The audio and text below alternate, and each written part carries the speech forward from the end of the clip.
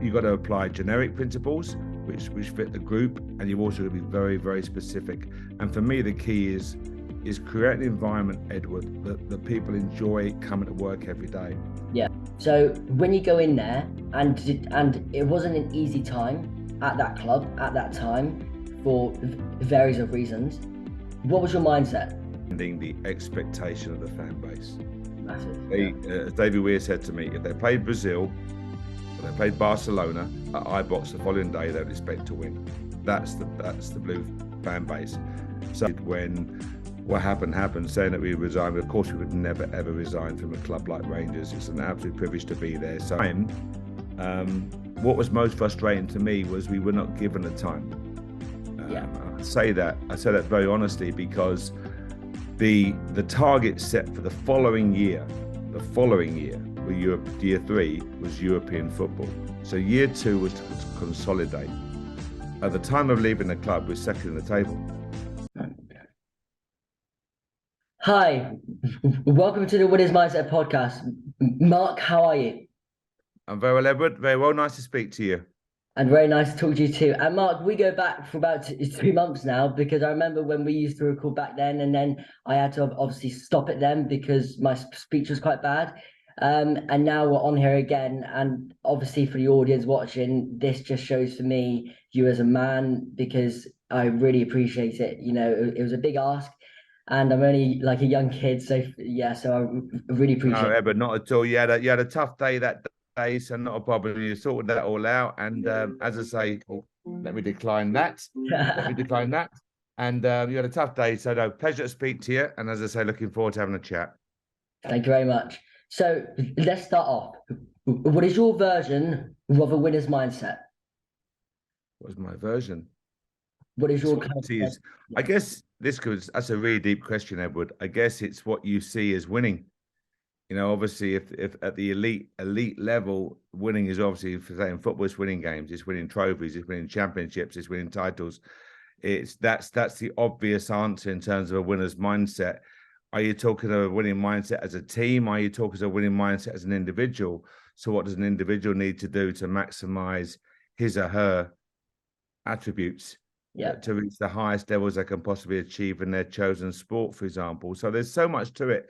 It could be someone with a severe disability, and what's winning for them is making improvements in the right direction. So I think it's a really broad-ranging question. I think if I had to encapsulate it, Edward, I'm probably saying it's someone who strives to do the very best they can do and maximize the attributes they've been given to go as far as they want to go to in their chosen field. I think that's probably the best way. Yeah, for sure. Because when I've talked with all my guests, they've all said, you know, it's different answers, and it's really interesting because it's what really relates to them.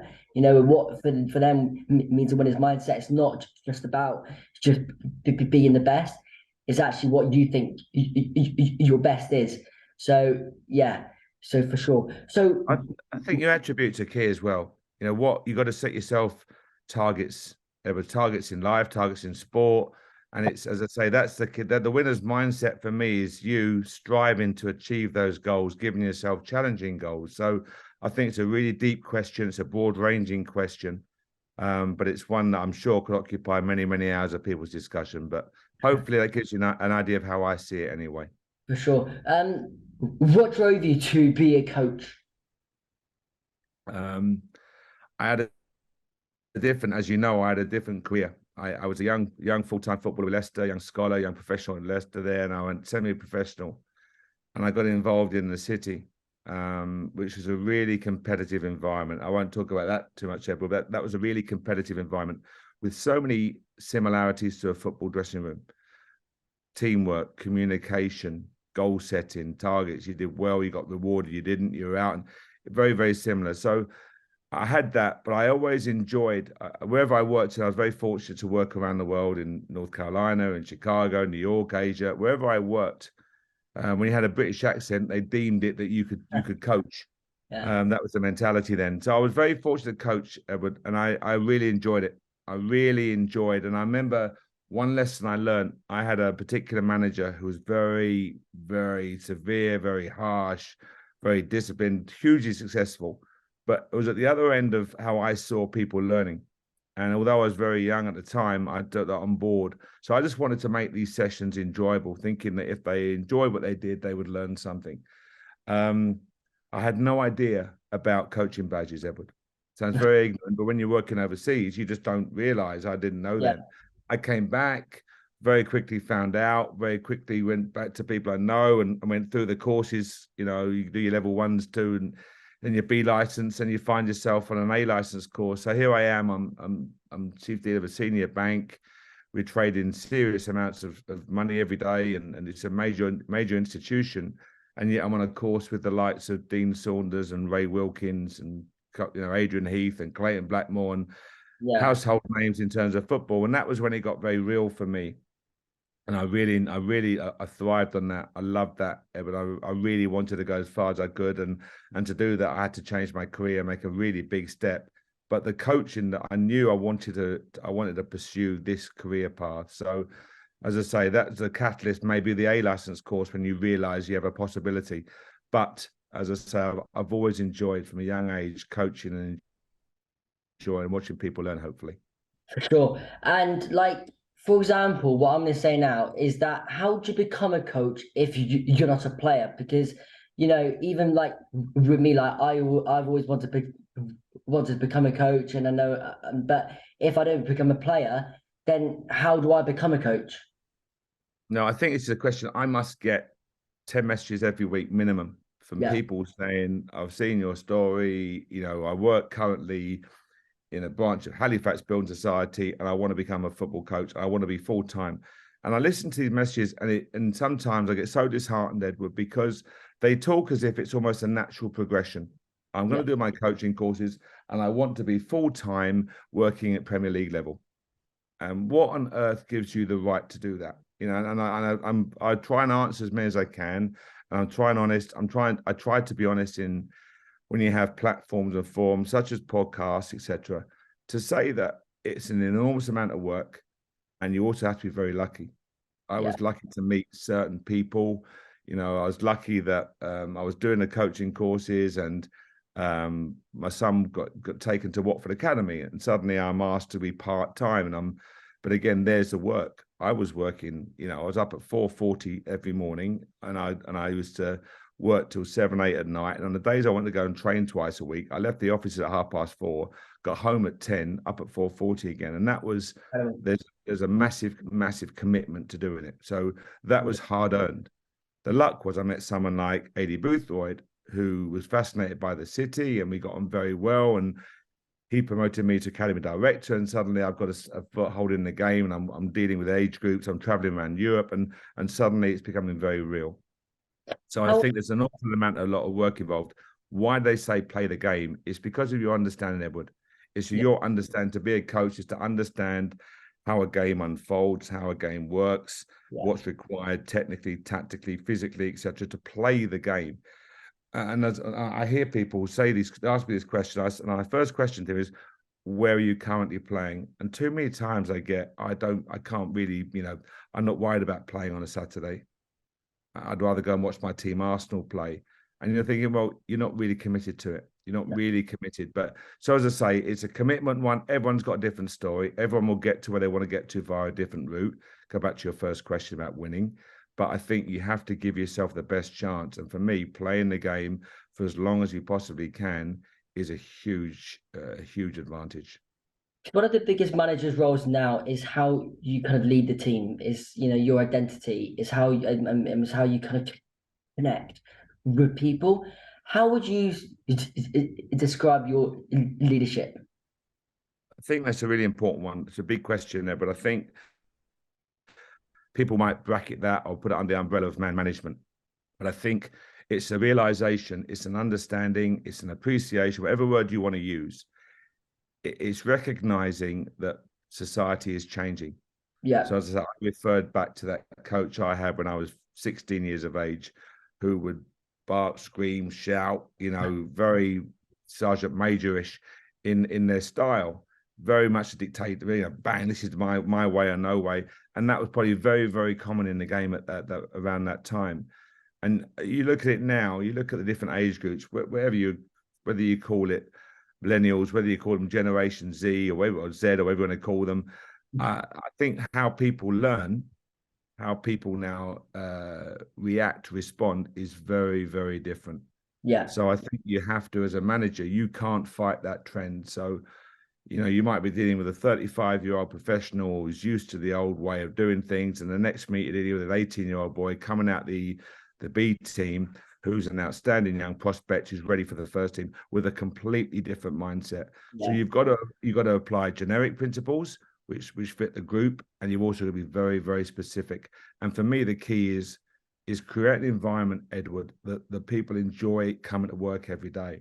yeah, If you can get that, and I think then they're far more receptive to ideas, to practices, and they're far more receptive to learning. And I think when they leave, now they come in the building hungry to learn. They leave the building at whatever time having learned something, and are looking forward to the following day. And if you can get that type of environment where they feel part, they contribute, they're welcomed, they can participate, then I think you're in a really good place. And that's what I would strive to do. because what managers like this, because there's a lot of managers now with kind of different leadership ways of doing things. You see the Jose Mourinho's, the Antonio Conte's quite hard, but then there's the newcomer managers like Eddie Howe, and they're all very different in their own way. So what would you say that you're more like in terms of manager, because if I sat down with one of your players now, how do you think they would perceive you? I think that I'd like to think, I'm not being too forward here or too arrogant. I'd like to think they sound very respectful in how I go about it. I'd like to think they would say that I treat them as men, as human beings. I'd like to think that my doors are always open, but also that I'm very consistent in my behavior. That's the key. If you're going to be an angry individual, an angry, shout, scream, be it all the time, and people know where they stand. The worst thing, Edward, is when you have someone who's inconsistent, who Yeah, 1 minute is a lovely guy and the next minute is an arse. So that's the key. I'd like to think that I'm consistent, I'm detailed, I'm very focused on what I want to do. I want them to win, and I'd like to think that. And I'm one thing, I get a lot of pride. I get boys calling me up from days at Watford. I get boys calling me up from my days at Brentford. We played yesterday, played Leeds yesterday. Great to see Adam Forshaw. Disappointed not to see Stuart Dallas, but really good guys who have gone through the game and are now playing Premier League. They were so happy and delighted for those guys who have worked so hard.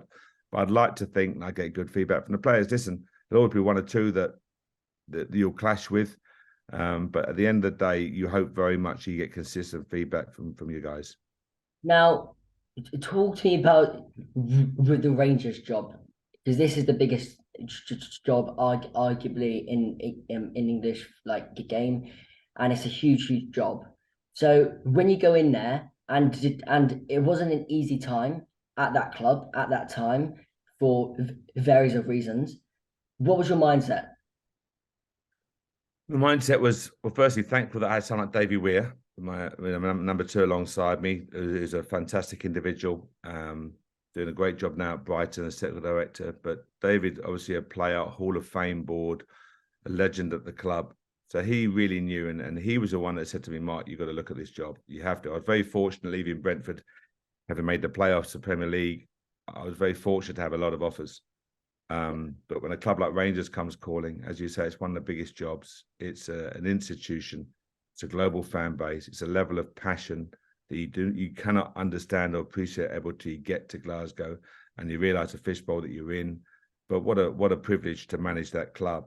But the key was understanding the expectation of the fan base. Massive. As David Weir said to me, if they played Brazil or they played Barcelona at Ibrox the following day, they would expect to win. That's the blue fan base. So we knew what we had to do, and it was non-negotiable to get promotion out of the Championship. They'd failed the year before. We had 9 players on the first day, so it was a complete and utter rebuild of the squad, department, etc. But it was an appreciation. In answer to your question, it was understanding what was expected of us by the owners, of course, by the board, but most importantly by the fan base. Yeah, and it's a hard one to please. It is. It's a very demanding fan base, because don't forget, many of these supporters who are fantastic supporters have been brought up on a diet of success for many years. underwater, etc., and the managers that they've had and the success they've had, and over their right. Obviously, the obvious one is the Old Firm with their rival Celtic, and they had very many dominant years and big performances. And then what happened, and the relegations down the leagues, and how that impacted the club of the stature of Rangers, and that's how you come back. But what was, you look at the first game when they played when they got relegated, the fan base stuck by them all the way, and that tells you it's an incredible club. And I keep using that word privilege because there's no other word for it. It's a privilege to have managed there. I'll never forget, I was devastated when what happened, saying that we resigned. Of course, we would never, ever resign from a club like Rangers. It's an absolute privilege to be there. So that was a huge ask. But as I say, it's understanding that expectation. That's key. But once you got that, everything is geared towards winning. Going back to your first question. When you look back, Mark, do you go, because I wish I did that a bit differently, or do you just now think, yeah? Yeah, absolutely. You do, because that's any job, though, Edward. That's any job. One particular signing that didn't work, and you look at the rebuild and what do you do? But at the time, what was most frustrating to me was we were not given the time. And I say that very honestly, because the target set for the following year, with Europe, year 3 was European football. So year 2 was to consolidate. At the time of leaving the club, we're second in the table. Yeah. So European football would have been achieved in the second year, let alone the third year. All that mattered, all that dominated the thinking process was the gap to Celtic. So Brennan had come in and they were having their record year, the best year in their history, with a squad of international players and a budget that blew ours out the water. Brennan's an outstanding coach, of course he is. But they had a budget, I estimate, 4.5, 5 times what the Rangers was at the time. And that's the frustration, that we never had the time to finish, to get on with the job. I had no idea what happened, no inkling it was coming along. And as I say, you learn from it, you're better from it. Would you do things differently? Of course you do. But the lessons we learned from that second year would have been held us in really good stead for the end of that season, going into year 3, in terms of recruitment, squad development, player development, etc. So, and the Scottish game, what's demanded of you, etc., etc. So that's the biggest frustration. But everyone, any job, you'd always do things differently, because hindsight is a marvelous thing. Yeah. How important is the ownership in football? Because at times we can just blame it on you, the manager, instead of looking at the full kind of perspective of it. Because managers now have a hard job, and is it integral for a high performing club, for a high performing culture, to have that upstairs to be spot on? Another very astute question, Edward.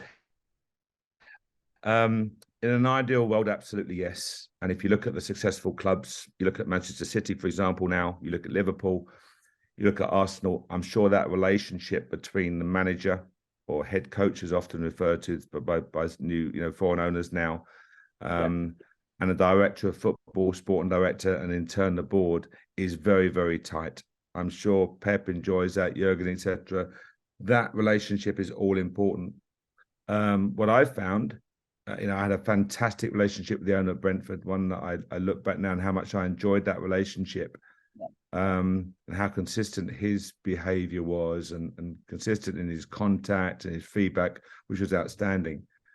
When I looked then, I went to Rangers, and we had an overseas owner who I saw maybe 3 times, dinner when he came to London. Otherwise, very, very little contact. You go to Nottingham Forest, and you have an overseas owner that I met once, and that's what I'm saying. It's very, very difficult. People talk about, you go on courses as managers and coaches, and courses and how to manage upwards. Very difficult, Edward, when you have no contact. And it really is that way. The sporting director very often, so Yanis, a good guy at Nottingham Forest, would be the contact between me and the owner. But I never spoke to the owner. So it's very, very hard. And as I say, how do you form a relationship? How do they know what you're thinking? How do you understand what they're thinking? And then you read stuff in the press, which is speculation by journalists, and all this circle goes on. But as I say, for me, that relationship in a successful institution is vitally important. So would you say that you're the type of manager that needs that every night call or every 2-week call? No, I'm not saying I'm the type of manager. I think any manager needs to develop a relationship. Now, I had almost a daily call with Matthew and would see him at the training ground at Brentford, which for me was outstanding. It might be a call, might be once a week. It might be a call once every 2 weeks. It might be, whoever it may be, a board member calling. I don't know. But I think for me, it's really important that they understand what you're thinking and how you're seeing the squad. But more so, you're understanding, because at the end of the day, they're the owners, Edward. They write the checks that pays the players and keeps the football club alive and going. And therefore, you should understand their train of thought. And if it's different, vastly different to yours, you have to understand, well, why, what they're thinking. Don't just say that's ludicrous. Understand why they're thinking that. Why might they be thinking that? And what can you do to adjust your thinking or bring them around more to your way of thinking through things? So it's very, very important, and don't forget, football has, people say to me many times, they ask me the question about the difference between football and banking, for example. In football, you have the element of emotion involved. It means so much. Very often the owners and the board, for example, like Rangers, as you said, are ardent Rangers fans. They care passionately about their team performance. I'm sure every club up and down the country, many of the board members are absolutely avid fans. In business, that's not the case. You're not having a bad day in the bank, and then yes, of course you're talking to shareholders, but you're not dealing with emotional fans and papers and media and radio and podcasts. And as I say, Rangers in Scotland was incredible. There'd be radio shows Tuesday and Thursday, and some of the stories were absolutely absurd. Yeah. But you had to deal with that, and then you had to say to yourself, Edward, it's because of the emotion involved in the game. Yeah. I'll give you one example. I walked into a press conference, and there was not a lot going on that week, not a great deal going on. And the first question was, do you think that Rangers and Celtic will ever go south to play in the Premier League? Yeah. I remember absolutely clearly. I went, well, where did that one come from? That's what I said. I said, listen, guys, you've both got nothing to talk about. Will they go south? I'm sure sometime it will happen. I said, I don't know when. And this is how I said it, 5, 10, 15, 20 years, maybe. I said, but listen, far smarter people than me will deal with that one. On to the next question. And I left it at that.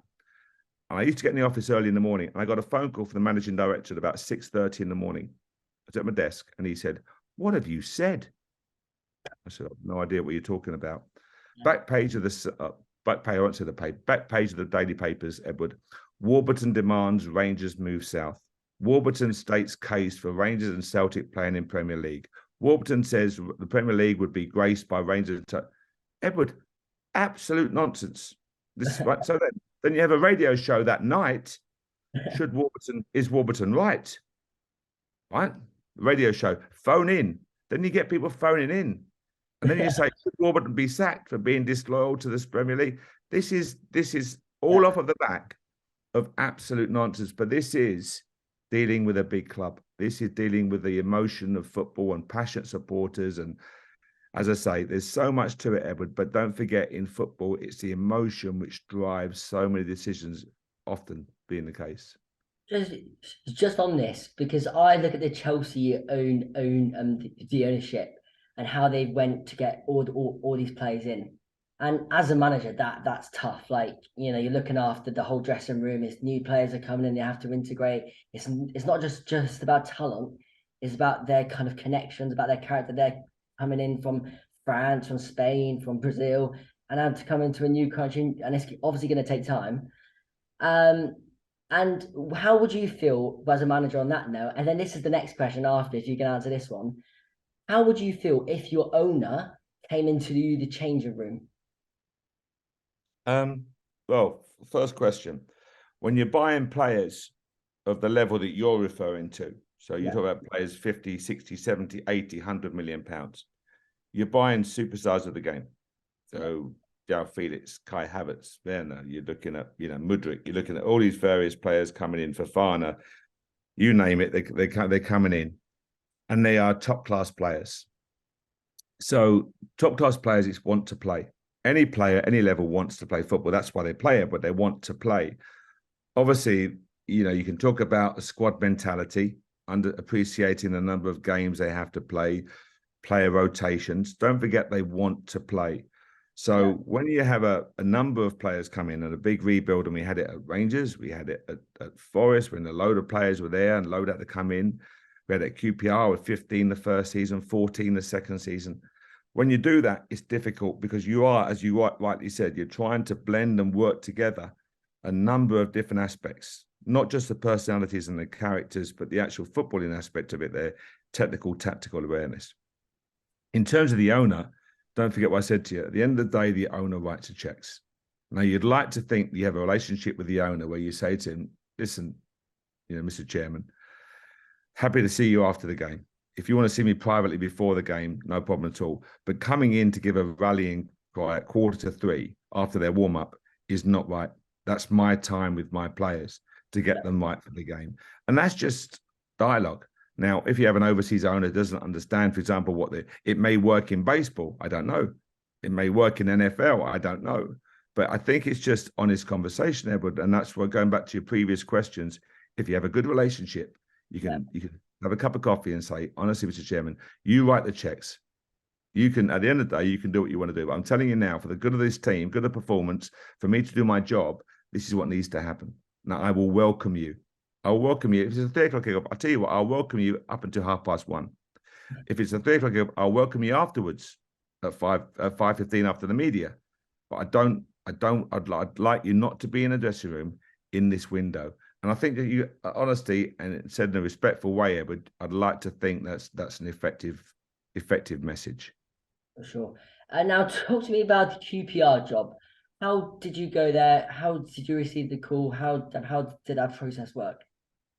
Normal, you go through your agents. You have your agents who look after your business, Edward, and they get the phone call and to meet Les Ferdinand, which we did, and the conversation went from there. And I had what's frustrating about Glasgow Rangers. Let's have a look at it. Let's go back. Brentford, we got promotion from League One, and they got to the playoffs straight away. Glasgow, we got promotion, won the Training Cup, the League Cup, and got to the Scottish Cup final, beating Celtic in the semi-final, and were second at the table. So Nottingham Forest, they were near the bottom of the league, and the mandate was to keep them up, and we kept them up, and we were 12th the following year. The following season, we were 12th. Now, the mandate at Nottingham Forest, to give you an idea of how the clubs work, set your targets, was to reduce the number of squad, reduce the age of the squad, and to be mid-table to get a consistency to allow it to build. We were absolutely mid-table. The squad had come down in size significantly from 30 odd down to 22, 23, and the average age had gone from 29 to 22 and a half, 23. So all the KPIs have been hit, and you get sacked. That's football. You get football. But you'd like to think your CV is still strong. So going into QPR, I think I had a strong CV. And Les and the board wanted to play attractive football. They wanted to play stylish. I'm saying stylish. They wanted to play football that would appeal to the QPR fan base, a fan base I knew well from a young boy watching them, with Frank McClintock, etc. And they felt I could do the job. So we went in there and very happy, a very enjoyable time at QPR. Another club, though, that I felt was brought to an end too quickly. But we had 3 good years. We developed the squad, put money in, and I think I'm confident in saying I certainly left the club in a much better place than it was when I went in there. Because I was watching you from the outside, and I always felt year by year there was an ounce of progress. Yeah. But what I felt always held the club back was a lack of investment. Because look at the investment inside the Championship. For a team to go up, you need a level of investment. At that club where you were at, there were outside problems where you can really control. So do you feel if you had more kind of investment, then you would be able to get them to the Premier League? No, because the simple fact is the owners did a very good job. And you have FFP. You have the restrictions of financial fair play, of profit sustainability. And that's the issue. So, for example, you have certainly QPR is a smaller ground.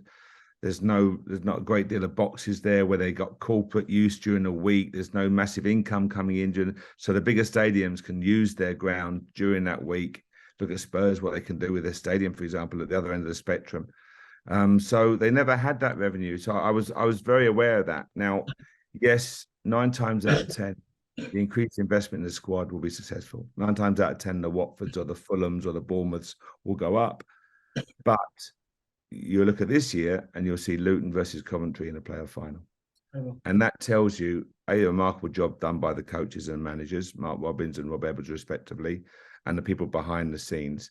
But that is what the clubs will latch on to. It is possible. One of those two clubs is going to be playing in the Premier League next year. So that it is possible. The odds are, of course, very slim. But this year will tell everyone that it can be achieved. So every owner, every fan will have that shred of hope, Edward, that they can achieve the obvious dream, the land of milk and honey, which is a Premier League. I was talking to Charlie Austin the other year, and also to Luke Amos, and they both said to me that they felt, especially Charlie Austin, that you probably deserved another year, and because as I said, the progress here to here to here, and I think also this year proved that. Do you think if you had the additional year, you would have got them up to the playoffs and to the I was confident of that, and what every manager will have his story, his or her story. Every manager, coach will tell you something that probably fans don't get or whatever. Rangers, as I say, we didn't resign. Of course, you never would. You were sacked, and then you hit all the KPIs. Forest, you hit all the KPIs, and you find yourself sacked. It's football, Edward. You have to get used to it. You have to get a tough skin and move on. At QPR, we were top 6 right the way through to February, March, and we had literally a horrendous injury list. Yeah. We lost 5 goalkeepers. It's absolutely unheard of. Tony Dieng gets injured with a quad, and then David Marshall comes in. In the meantime, Jordan Archer has a major operation which rules him out for the season. And then David Marshall has never had a hamstring problem in his life. Fantastic guy. Pulls a hamstring most innocuously against Nottingham Forest in the same game that Chrissy Willock has an innocuous, just pulls up, I felt something in my hamstring, grade 3C, tendon surgery, out for 3 months, gone for the season. At the same time that Rob Dickey pulls up, and he's out, and you're going through the squad going, oh my word, we've lost everything. And the Kieran Westbrook that come in as a goalkeeper, as a 6th choice goalkeeper to come in, vast experience, a free transfer. We had no other option, and he came and did a good job for us. But again, those injuries absolutely devastated us. To lose players to the whole spine of the pitch, to lose the likes of Chrissy Willett, where the goal was coming from, and Charlie would tell you in terms of chance creation and the cleverness that you need to unlock defenses. So we got absolutely ravished by injury, and that was never mentioned. And I wanted the people to the board to say, "Oh God, we can see the situation." And the moment we dropped out of the top 6, I got a phone call to say my job was under threat, and that absolutely, I'm saying, devastating. Frustration, anger, all you name the emotion, and you feel it, because you've been top 6 all season with us. I think we were 15th or 16th budgets. I think it was 16th in the division, and yet we're overachieving. And yet suddenly expectations was that we should be in the playoffs. And as you rightly said, you saw what happened last season. No disrespect to anyone, but that's what happened, is because reality of the budget situation kicks in. But it is frustrating. It is frustrating because time is the one commodity that is so rarely afforded to managers and coaches. It's the one commodity which is so vitally important. So did you get called and then said, because your job's under threat, and then at the end of the year, did you get told you were sacked, or was it just a contract? No, your contract expired. You just told your contract. I knew weeks before that my contract wouldn't be extended. So that. And what you do is I'll always try and do the right thing and make sure I look after my staff and make sure they're aware and what happens to them and etc. Because you have a responsibility for all your staff, and likewise the players. But I really, Charlie was great. Stefan, Sam Field, Ilias Chair, outstanding players. Chrissy Willock, Rob Dickey, Jimmy Dunn, you name it. They were good guys. And I'd like to think Luke Amos and these people, I'd like to think they speak well, because I always try my best to look after them. Sure. And then you move on to West Ham. How did you hear of him? How did you hear about that? Purely by chance. David Moyes and I have gone to the same vacation spot in Florida with our families, purely by chance. So when I was in the city, and my son was now just turned 30, was I think 4 or 5 years old or whatever it was, we were going there, and I think David Moyes was at Everton, and I was in the city trading, and we just went there, and then we started playing golf, the odd game of golf, and this year we went there again, and David asked me about would I have a game of golf, and I had a couple of offers to go back in the Championship, and I must be honest, Ed, but this sounds the way I think. What happened at Brentford happened. What happened at Nottingham Forest happened. What happened at QPR happened. I'm thinking, well, if I go back there, I've done that. I've had that experience, and I was really angry and bitter about that. And I thought I need to experience the Premier League. I need to understand the level of player, the consistency of player, the finances involved, the support structures around the first team at Premier League level, and to really broaden improve my education. And David asked me if I'd go in and be his number two and work with him. Alan Irvine had been there previously. Stuart Pearce had left. Well, I come in, and then we had another game of golf, another thing. And I thought long and hard. And I thought it's an opportunity that you don't often get. And there we are. You talk to me about David Moyes then. How good is he? Like, just he's got 1,000 games under his belt, Edward. Yeah. That tells you everything you need to know. You have 1,000 games under your belt, so very intense, very focused. And as I say, you look at the job at Everton. When you've managed Man U, you've reached the pinnacle of the club management. Or Man U, Barca, Real Madrid, but those type of clubs. He's reached that pinnacle, so deserves enormous acclaim for that. Yeah. As I say, it's good. It's a great club. It's a good club. And David's had 2 stints there and delivered 6th and 7th places, and now he's delivered a Europa Conference final. So I'm sure his name will go down in the folklore of the club. And whatever happens going forward, I've no idea. But whatever happens, I think he'll always have the warm respect of West Ham fans. For sure. And just lastly, I just really wanted to ask you about this, because I've been interested in this and I really never know the answer. So what is the difference between, like, what impact does a sporting director have on a club, and how important, because you've been one. So I just wanted to know, how that works. Right. Okay. Sporting director. In my mind, this is just my opinion, Edward. And obviously I've travelled a lot and seen a lot of clubs, and the sporting director should hire a manager. The sporting director should be the manager's boss, because he's the go-between between the manager and the board. His job should be to have the manager's back, in my opinion, at every such situation. Now, if you're the manager and I'm the sporting director, and you and I have a disagreement over something, we have that out in the office. You and I have it out, heated debate, When we leave that office, we have one voice. And I go to the board with that one opinion. And if the board criticise you, my job is to defend you. And likewise make you aware of any frustration they may have or opinion they may have, which is important to you. Yeah. I should be in charge of the network around the manager to make his or her job as easy as I can. I don't mean make it easy in a laid back way, but to give them the best chance of success in their job. So in charge of the analysis department, the medical department, the sports science department, the coaching department, the recruitment department, the academy.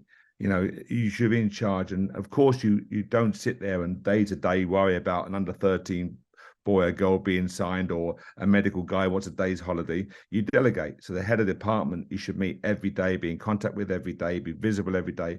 But I would have that meeting, so when Uwe Rosler was a manager and I was a technical director, the head of medical at Brentford was a guy hired there in 2011, is still there. Head of sports science, the guy I had, still there. The kit man, logistics, Bob, is still there. So I'm really proud of that fact, because you put them in charge, you give them responsibility, you challenge them. But responsible people want to be accountable. So you get good people, you make sure you choose wisely, Edward. You're consistent in your decision-making process, delegate the work really well. At the end of the day, it falls on you. So you have to make sure. But these people, as I say, they want to be accountable. They want responsibility. They want to be able to drive it, and they talk to you. And of course, I'd argue in it. And you don't forget, who am I to think that I should know more about the medical department than the head of medical? Now, I can talk about the structure of the department. I can talk about the reporting lines and how it works. And I'll ask him what he or she needs to be successful in the department. Their job should be to keep pushing. And if I can deliver it, they may want some more equipment. They may want another ultrasound machine. They may want some different watt bikes or whatever it may be. If I can if I can help them within the budget allocated to me by the board to get what they need to make the department better, then that's what I'm doing. I'm fighting their corner. But at the same time, I've got to make it clear that I've got a budget that I have to adhere to, that I'm answerable to the board with. So it's you are in charge of the department. You're liaising with the manager. You're taking away. The manager doesn't need to know about what hotel we're going to. He has to trust that that's been done by the head of logistics, who's liaised with me and gone through everything. He doesn't need to know about, a medical guy having a week off because his parents not very well, or all these things. Yeah. Of course you drop in the conversation, but let him focus, or her focus, on the team, on the training, on the tactics, on the forthcoming opponent, etc., etc. So it's a vital role, the sporting director. It's one, I think, which is hugely significant, Edward, and one, I think, which demands of it. But I get frustrated when I see people go, I can be a sporting director. You have to understand how people think, how they work, what they need, the environment you need to create to be successful. And you can probably tell by the way I'm ranting on that I think it's a really important job, Edward, and one that can have such a huge impact on whether a department is successful, whether a club is successful or not, because you have to get that one right. Have no doubt it's where the game's going to go. Is it sporting director? Is it technical director? Is it head of football operations?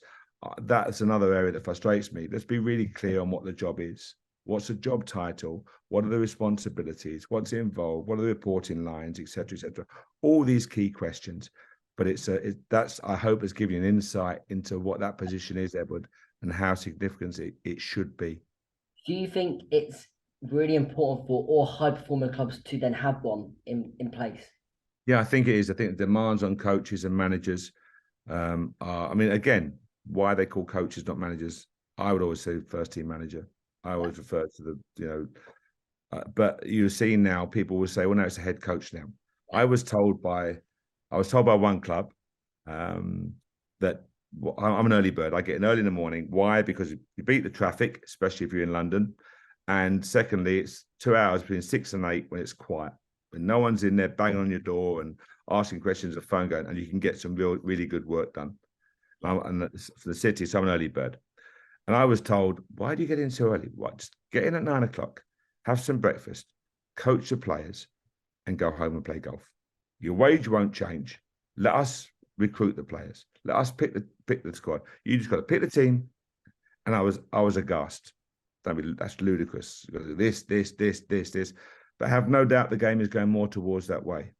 Don't think for 1 second that Pep and Klopp and David Moyes and these managers want to lose control. It's not losing control. It's just where the jobs, how it's being molded now and where it's going to, Edward. So we're definitely moving in a different direction. Have no doubt about that. Do you see yourself kind of moving into that role again? I'd like to. I'd like to. Listen, I'm really privileged. I love coaching. I'd love another really good head coaching job. But at the same time, I'd love a technical director's job. I really would. I hope this doesn't come across arrogant, but I've got a different background in terms of city. I work with a lot of good people, different bosses, different environments, good football clubs, big football clubs. I've worked with someone like Matthew Benham, with see how well Brentford are doing and his processes and his key staff. So I feel confident and I could add value to a club. Thank you very much, Mark. I really appreciate it. Edward, great questions, by the way. Really, you've asked questions there which could take up hours and hours of time, but some really good questions. And if you ask them to other people, I'd be intrigued to hear their answers because, as I say, I've just given you my opinion, but hopefully it's given you a little bit of insight as to how it might work. Thank you very much, Mark. I really appreciate it.